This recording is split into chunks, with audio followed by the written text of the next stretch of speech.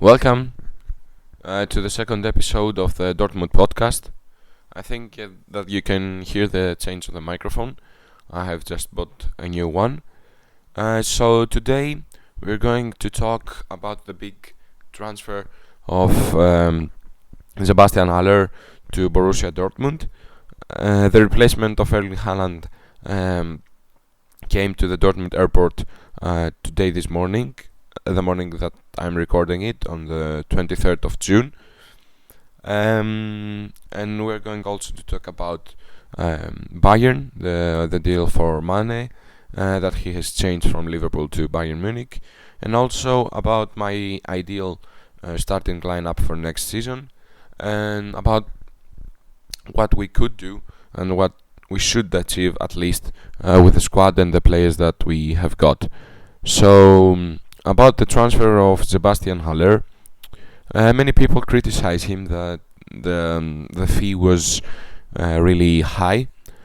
However, I think that finding a player who is really experienced and has proven himself, maybe someone could say that he has not proven himself in every team that he has played. For example, in West Ham he was not that good, but he is an experienced striker who knows the language, knows the Bundesliga and how the teams play there. And also he is coming from a superb season, a season that a small amount of strikers has done. Although it is on the Dutch league, he has scored many goals there. It is in the Dutch league.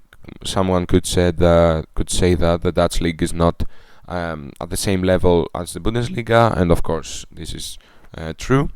However, he is a really good player, and he has proven himself also in Germany in the Bundesliga while playing for Eintracht Frankfurt, where his best season was the last season before he left for West Ham, when he scored 20 goals in all competitions. What makes the difference between the Frankfurt team and nowadays? It's the fact that Dortmund want him to be the main striker, while at Eintracht he was not the only one who was scoring goals, or the majority of the goals. For example, there was Jovic, there was Rebic. Both of them are doing.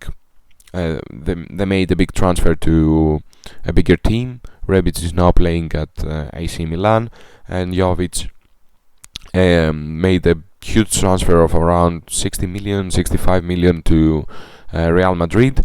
However, he did not do many things there, and he came back to Eintracht last year as a loanee. However, Sebastian Haller is now the only striker, the main striker in our team, and that's why he should get more goals than 20 goals in all competitions that he scored in his last spell at the Bundesliga and in Eintracht Frankfurt. I think that Sebastian Haller was the best option out there. There were not that many good players. There were not many players that they could come right now in our team and score from the first time goals, because the options that we had, like Ekitike, Skamaka, who else was on our list, Kalajic, were players that are not ready to be the main stars and the main scorers in our team, because they have to cover big. They have to replace a huge player like Erling, and that's not easy for many people. Like all the other players that we have brought as replacements were kinda the same players, kinda the same type of players like Sebastian Haller. When Lewandowski left, we brought Aubameyang, but Aubameyang was not that young when he came. He was not like 20 years old or 19 years old like Ekitike, and also he was not that, how to say it, he was not that Nah, I don't know how to say this. Um, Kalajic was not the best option, while Aubameyang has proved himself in another league, and we already knew that he was going to score goals. However, Kalajic is injury prone, and he's not the proven goal scorer. Although he has made good seasons at Stuttgart. Nobody can deny this.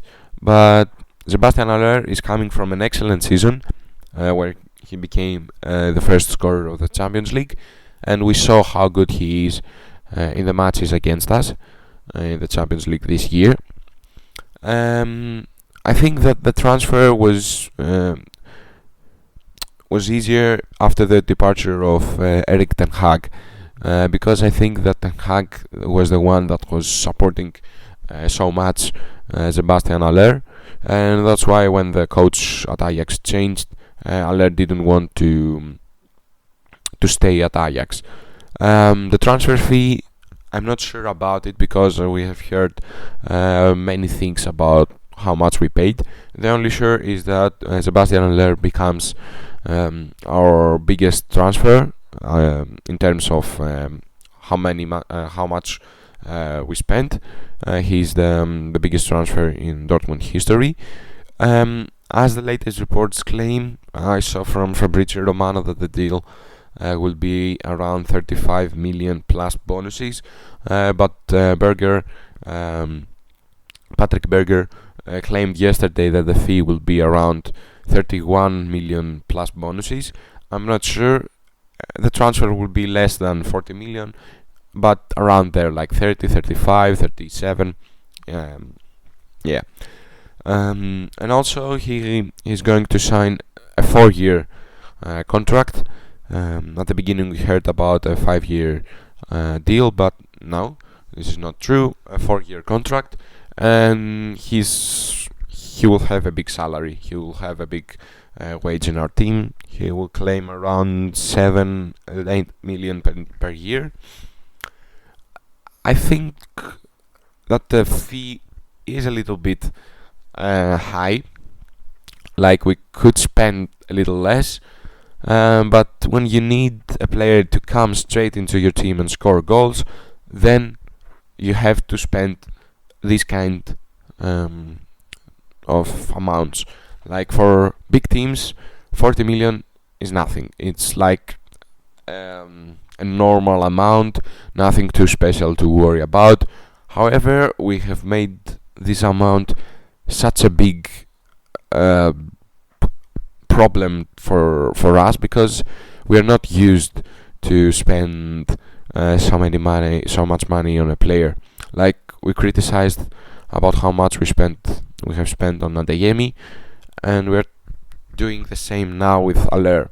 I think that Kel wants to spend more than Chalk used to, and that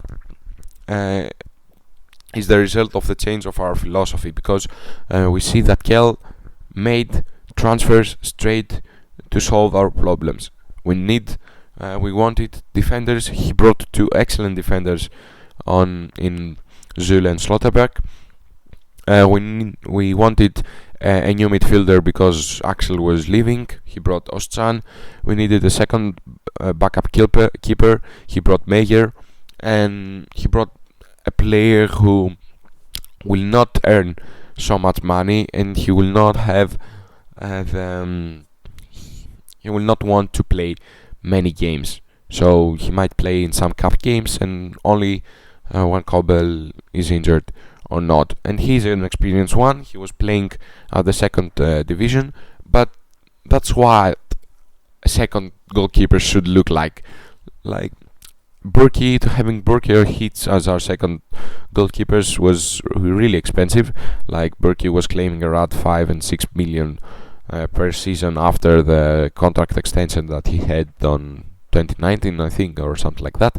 So they had to leave, both of them. Hitz also had not that big salary, but also he was not earning a small amount. Meyer is a good one. we needed two center backs, and we needed. Okay, Adeyemi was not a player that is coming to solve our problems, although someone could say that he will be the Sancho replacement or something like that.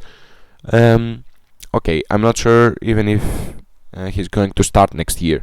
However, he's one of the biggest talents in Germany. I don't think that many people, there are many players that people are getting so much excited as for Adeyemi, because although he's really young, he has played in the Champions League already, and this season was really, really good, despite the fact that the majority of the goals that he scored were from penalties. But he caused really many problems in the teams, and against Bayern he was alright, not that bad, but not superb. So although he's young, he's got some good games, and he has gained some experiences already. And don't forget that he's an international player. Now for Haller, okay, I think that we have to wait a little bit to see him. Although I think that he was the best option in the market, I'm not 100% convinced of his abilities. The fact that he has not been that good in the Premier League with West Ham makes me to think that, okay, don't get so excited. Okay, he's a good player, he has made a superb season with Ajax, but we have to wait. He's not as good as Erling was, and I think that his performances will be really different if we manage to sign David Raum, because Haller is really strong with his head. He can score many goals from headers, and Raum, as I already said in the last episode about Kalajic and Raum, the same works for Raum and Haller. Both of them could make a really good partnership, with Raum crossing and Haller scoring with headers. But we have to sign Raum. That's my point. I think that the best transfer of the window, of this really, really good transfer window that we already have made, even if we don't sign even if we don't sign Raum, our transfer window is superb. We have made really, really good signings with great players, and I think that if Terzic manages to make our team play on the same level at almost every game, then we could easily compete with Bayern, with the roster and the squad that we are having. So about Raum, we have to sell, as we already said in the last episode. We have to sell players in order to raise money and bring him to Borussia Dortmund. Guerrero and Akanji are the players that the board and the team want to leave. I'm not sure if Azar will leave for Newcastle. I already made the post on Instagram. Go and check it out and make a follow there. I already made a post about Hazard, that Newcastle are interested. They're offering around 15 million. I would like to sell him. If I was the board, I would try to search a 20 million bid or 25 million bid, but okay, 15 million is not that bad. If we want to raise that money immediately, then okay, give him. And then Akanji has to leave about 20-25 million. I would sell him more, around 30-35, even maybe 40, if he had a contract until 2024-2025, but his contract is expiring next year. So we have to sell these players in order to bring Raum. And if we bring Raum, even if Guerrero stays or not, if Guerrero stays, then we'll have a really good competition for our left back position, and that will make both of them look better for the next season. if we sign Raum, then our team is really, really complete. It's complete in every term. We have really good backups. We have a good keeper. We will have a good left back, two great centre backs. Both of them could easily be the centre back two of Bayern Munich. Zule already was in Bayern, and he was undoubtedly their best player, the best defender last year. Not Hernandez. Maybe Hernandez could be in the discussion, but okay. Upamecano, not at all. He was a really bad signing for Bayern. He was not that good. So we have two great centre backs that could easily play not only for Bayern but for Premier League teams. Like both of them, I would see them be the starters in Manchester United, for example. And also Raum, United were interested, City were interested. If those teams want to make a move for the player, then Dortmund, we don't have a chance. City are heading to sign Cucurella, so okay. Manchester United, I'm not sure that a player right now wants to join Manchester United. Only if Ten Hag makes this season a good job, then from the next season that is coming, also like the second season of Ten Hag, then only players will want to come to go to Manchester United. About Özcan, okay, not that sure that he's really good. He's a good player, of course, but do not get that hype. He was not at the same level as Witsel when he came. He's really similar to Delaney, so both of them are coming from a lower Bundesliga team. Both are really fighters, so I would like to see him perform like Delaney, especially how Delaney performed on his first season at Borussia Dortmund.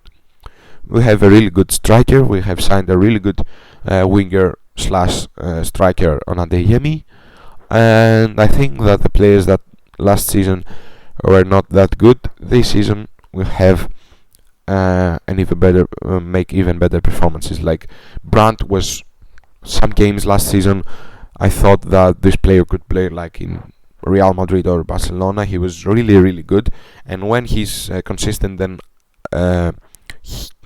Brandt could be easily our star player in our team. He has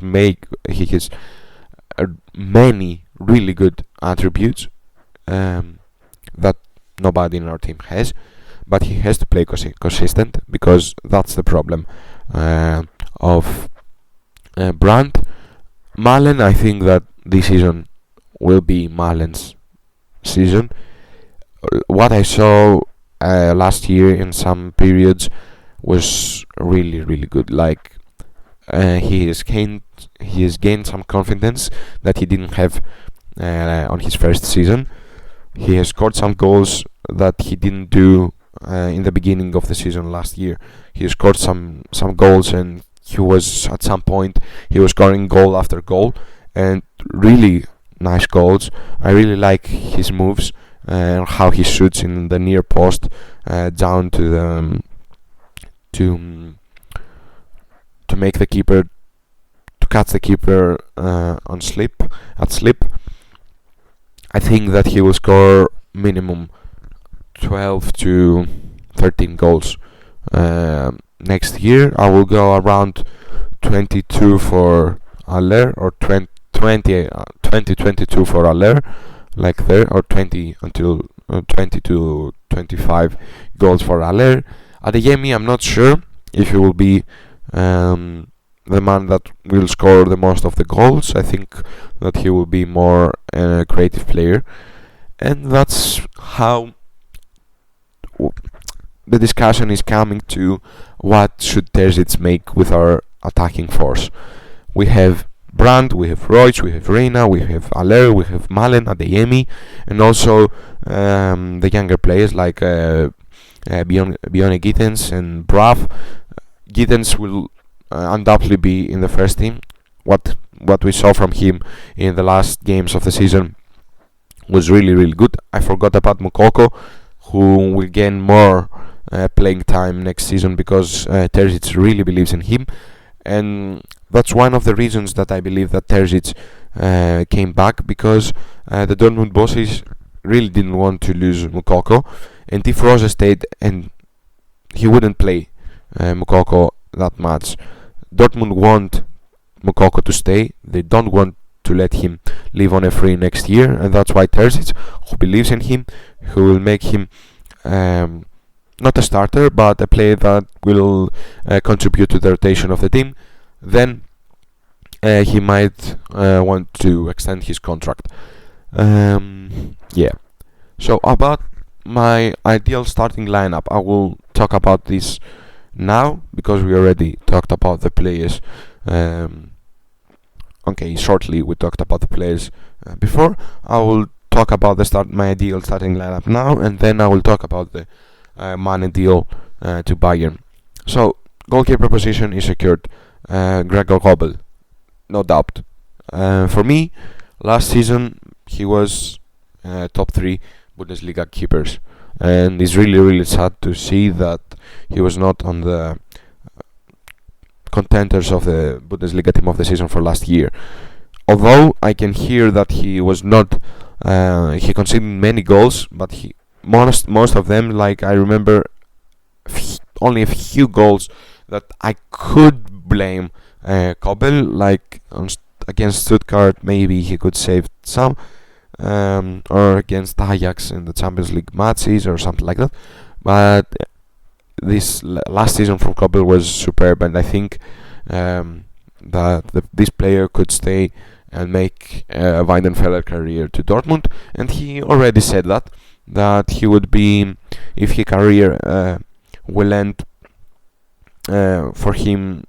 No, if his career, after the end of his career, if he has played 16 years like Weidenfeller to Borussia Dortmund, then he will be happy with his career. So I really want him to stay for many seasons, and he will, because I'm not sure that these kind of players are going to the biggest teams. Like Sommer is also a Swiss keeper who is making really good seasons with Gladbach, and I didn't even hear Sommer to be rumored for another big team like in England, or Manchester United want Sommer or something like that. Like Chelsea want Sommer. They brought from other leagues, and from keepers do not make that easily transfers. And most of the keepers are coming from mid-table, so to say, teams. Like if you go and see the keepers that the Premier League is having, they're from teams that from lower leagues or from mid-table teams. Like Chelsea is having 2 goalkeepers. The one came from Rennes, Mendy, and the other one came from Bilbao. Both teams are not that good. Okay, they are not like relegation teams, but okay. Ederson came from Benfica, Alisson came from Roma. De Gea, okay, he came from Atletico, but that was 10-11 years before. What else? Okay, Lloris also came from Lyon, so keepers are not making so easily transfers.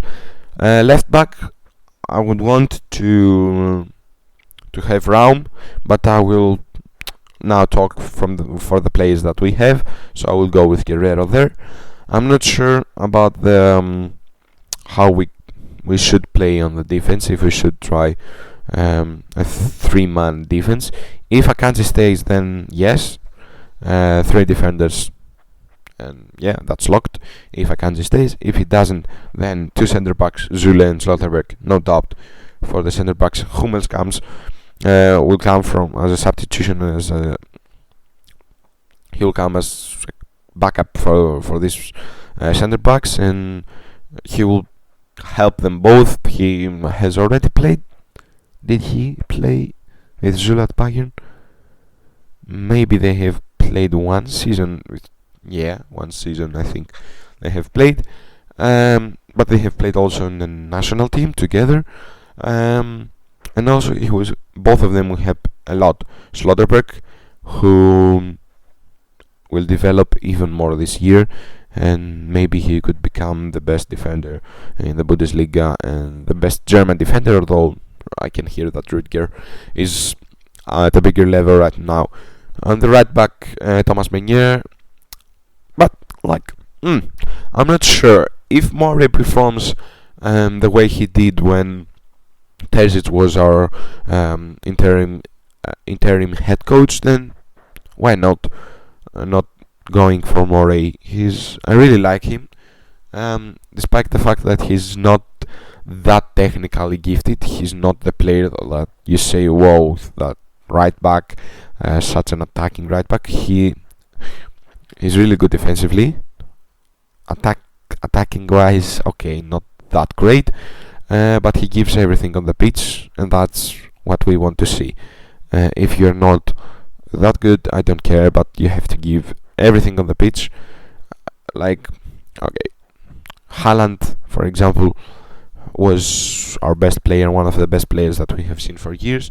But if he didn't give everything that he had, he would not be that loved from the fans, and he would not leave his mark to our team.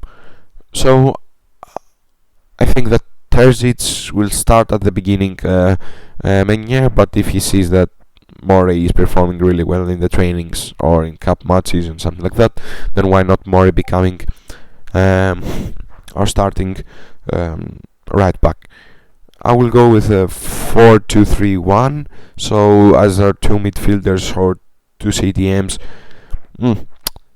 Again, I'm not sure if I have to go Bellingham Dahoud or Bellingham Özcan. Bellingham, of course, no doubt. Now, Bellingham is our best player, no doubt. Bellingham is a world-class player, and I think that Bellingham could stay like for another 2 years, or although we have heard about the interest from Liverpool, interest from Real Madrid. If we can succeed and if we can win titles this season especially, then Jude could stay like 2 or 3 years more. And if we become successful under Terzic, that's something that we wish for, then why not Bellingham becoming our new flag after Royce? I will go with Dahoud next to Bellingham because we owe to Terzic the Dahoud. We owe to Terzic the playstyle of Dahoud, because Dahoud was always a bench player, and a bench player who barely came to the starting lineup and to barely played, not only in the starting lineup, but under Terzic he turned the whole thing around, and he was really superb under Terzic. In the 6 months that Terzic was our coach, was really, really good. So I will go to Dahoud and hope that Dahoud will play on the same level of front of them as a center attacking midfielder Royce, no doubt. And on the wings I will go with Malen and Adeyemi, and up front with Sebastian Haller. And then, especially in our attack, I think that Brand, Reina, Hazard, if he stays, Mukoko, Bjorn Gittens, Braff, all of them will be on the bench. Tigges is now gone, but I was never a huge fan of Tigges. I didn't even know how the heck did he became a professional level, and like I don't know why even Rose preferred him to Mukoko. Why he played like Tigges over Mukoko. He preferred. Okay, I don't care anymore. Tigges now is gone to Cole. Rose is not our coach anymore, so Mukoko also has to play many games next year. And if in a game Haller doesn't perform, then start also in the next game Mukoko, or bring him like in the 65 minute in order to give him some time to show his abilities, because he has abilities. We saw that in the last game against Hertha Berlin last season. He scored a really good goal after the pass of Jude. And also we have Özcan for the midfield. We have Brandt, who could also play there. I'm wondering if I forget. Of course, Can. I forgot about Emre Can. And then if Akanji leaves, then okay, we have two great centre backs. If he doesn't leave, then we could play with a 3 at the back. And also we have Wolf, who was really good under Rose, and he was the underrated player for me last season. He was our most underrated player last season. And then I hope that that we will sign Raum and put him in the left back ahead of Guerrero and Schultz. That Schultz will go, I hope. If Schultz manages to stay this year too, then I don't know when he's going to leave our team. So I will close this podcast, this episode, with the transfer of Sadio Mane to Bayern Munich. The last episode, I think that I said that I'm not pretty sure that Mane will come to Bayern, but he came. I really want to see now Lewandowski leaving Bayern, because if Lewa doesn't leave Bayern, then we will have some problems, because Bayern are already really good, a really good attacking side, with the players that have like Koeman, Gnabry, Müller, Zane, now Mane, Lewandowski. I really don't know what will happen next year if Lewa stays. If he doesn't stay, then what I said also in the last episode, I'm not afraid that much of Sadio Mane. He's really good, although I'm really sure that he will succeed to the Bundesliga. No doubt, a player that was always in the discussion of the best Premier League player will not fail to the Bundesliga. It's like, I can't imagine Mane failing to perform in the Bundesliga. Like, no, not at all. He is, of course, a different player style. He has different play style than Lewandowski, and I'm not sure if Mane came to Bayern Munich as a Lewa replacement, because if he came, then Nagelsmann will struggle a lot, because the main reason why Bayern won the league last season, apart from our inconsistency, was Lewandowski. Because I don't know why I'm not a fan of Nagelsmann. I think that Nagelsmann is really overrated, and from what we have heard from the Bayern fans about him last season, I think that they have the same opinion about Nagelsmann with me, that he's not a coach for Bayern Munich, like when they had Flick, who was a machine, when they had Guardiola, Hankinson, Kovac, Ancelotti, the best of the best managers. You can stick with Nagelsmann. He's young, okay, but not at the top level of managers for me. I'm really encouraged that, and the fact that Terzic really knows how to win Nagelsmann teams. Although Nagelsmann was at Leipzig, but he didn't win any game against Edin Terzic. We won 1-3 at Leipzig with 2 goals. Two goals from Haaland and 1 from Sancho. We have won 3-2 in the home game that almost secured us the Champions League, with the 2 goals from Sancho and 2 goals from Sancho, and the other, I don't remember who scored the other one. And also the cup final, our last title, the 4-1 win against Leipzig.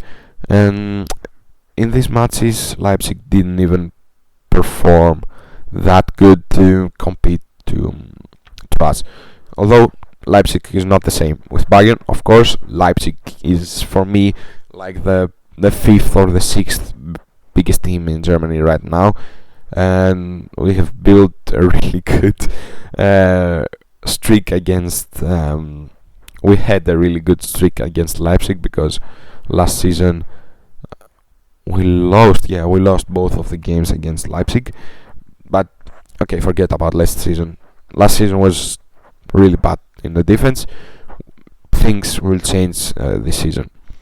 So Mane, if Nagelsmann decides to play with a false nine, then I'm not sure that Bayern will succeed, and I'm not sure that Mane would fit in this playstyle as a solo false nine. Like, okay, if Gnabry especially leaves, Bayern will struggle to score goals, because Coman, okay, he can score goals, but he's not that proven goal scorer, such as Gnabry at least. Zane also okay. Müller, okay, he's more of a creative player, and he will also struggle to create that many chances and make so many assists as he did last season, in the last seasons with Lewandowski. And also it's a huge change for Bayern, because Lewandowski is their best player, and the player that all of the years in their team was the one that Bayern wanted from him to perform. But we're here to talk about the Mane deal, and not what Lewandowski will do. I think that, okay, I will talk a little more about Lewandowski, and I will say my opinion that what Lewa is doing right now is pretty bad. He's not performing. He's not behaving with a perfect way. Although I'm not saying that Bayern are doing fine by preventing him from making a transfer, but I also think that Lewandowski's behavior is unprofessional. If you want to leave, make it like Mane did it. But also, someone could say that Liverpool didn't they didn't prevent him from leaving, while Bayern are doing this. However, as I already said, also today and also in the last episode, if Lewa leaves, the transfer of Mane will not make me look so. It will not terrify me that much.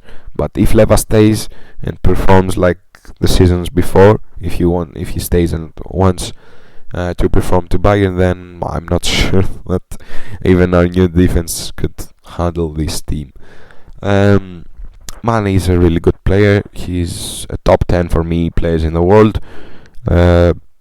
Huge transfer, not only for Bayern but also for the Bundesliga, and this shows that some Bundesliga teams, especially Bayern, but also Dortmund at some point, not at the same level as Bayern, but could bring players to their teams, such big names. Mane is a superstar, no doubt. We have to wait and see what Lewandowski will do with his future, and then talk about if we can compete with Bayern Munich next season. If Lewa leaves, then I'm pretty sure that the title, we could compete for the title, but for sure, like with realistic chances to win the title. We'll have some realistic chances to win the title. So this was the second episode. Today I am not recording it as a video. I'm recording only the sound from Audacity. Go check my Instagram. I will let it in the description. I had some problems because I made the poll on the Instagram if you want to make the second episode with another one with another person, like a feature, but I didn't find anyone. I'm sorry for that. I'm pretty sure that in the next episodes something. I hope that something will happen with another Dortmund account. Yeah, that was the second episode. Uh, it's pretty much at the same minutes as the first episode.